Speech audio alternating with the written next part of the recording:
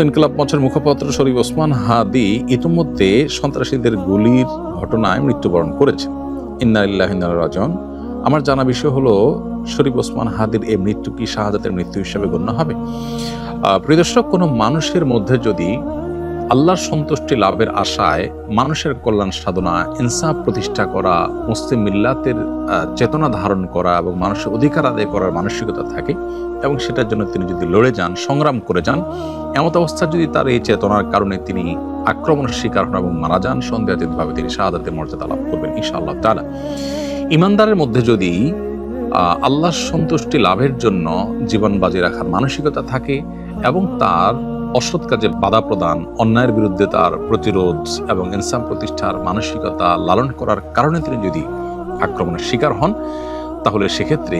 তিনি অবশ্যই শাহাদাতের মর্যাদা লাভ করবেন। সেই জায়গা থেকে শরীফ ওসমান হাদিকে আল্লাহ তাআলা শাহাদাতের মর্যাদা দান করুন, আমরা সেই দোয়া করি। আর এমনিতেই নবী সাল্লাল্লাহু আলাইহি ওয়াসাল্লাম বলেছেন, মান কুতিলা দুনা দামিহি ফাহুয়া শাহীদ। যে ব্যক্তি কারোর হাতে খুন হয়েছে, জীবন রক্ষা করতে গিয়ে তার জীবন খুন হয়েছে, অর্থাৎ সাধারণ ধস্তাধস্তিতে অথবা কোনো ডাকাতের হাতে মারা গেছে, সেও শাহাদাতের মর্যাদা লাভ করেন। তাহলে সেক্ষেত্রে দ্বীনের কথা বা মুসলিম মিল্লাতের কথা বা মুসলিম চেতনার কথা বা ইনসাফের কথা বা মানুষের অধিকারের কথা যদি কেউ বলতে যান মুসলিম হয়ে এবং আল্লাহর কাছ থেকে যদি বিনিময়ে আশা করেন, তাহলে তিনি অবশ্যই শাহাদাতের মর্যাদা লাভ করবেন। অনেকে আছেন যারা বিপ্লবী মানসিকতা ধারণ করেন, তারা অন্যায়ের বিরুদ্ধে সংগ্রাম করেন, তাদের শেষ সংগ্রামকে আমরা অবশ্যই শ্রদ্ধা করব,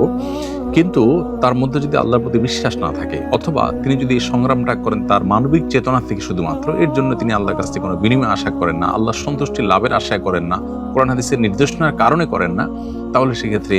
তার এই আত্মত্যাগটা শাহাদাত হিসাবে বিবেচিত হবে না। শাহাদাত বিষয়টা আসলে নিয়তের সাথে সংশ্লিষ্ট বিষয়।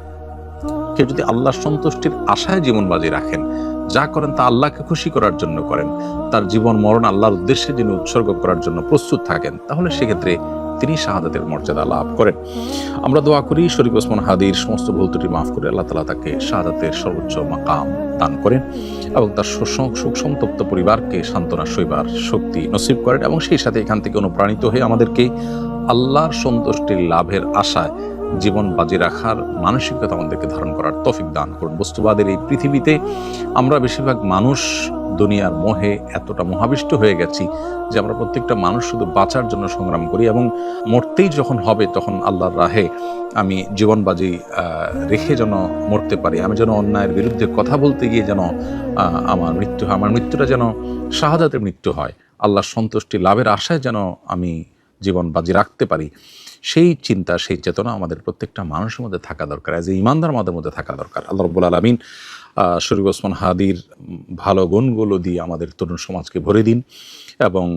সেই তরুণ সমাজকে অন্যায়ের বিরুদ্ধে ইনসাফ প্রতিষ্ঠার জন্য, ন্যায় নিষ্ঠ হওয়ার জন্য এবং মুসলিম মিল্লাতের কল্যাণ সাধন করবার জন্য এবং আল্লাহর সন্তুষ্টির উদ্দেশ্যে মানবতার কল্যাণ সাধন করবার জন্য সবাইকে দুনিয়ার লোভ মোহের ঊর্ধ্বে উঠে আল্লাহর উদ্দেশ্যে নিজের জীবনকে উৎসর্গ করার এবং নজরানা পেশ করার তৌফিক আমাদেরকে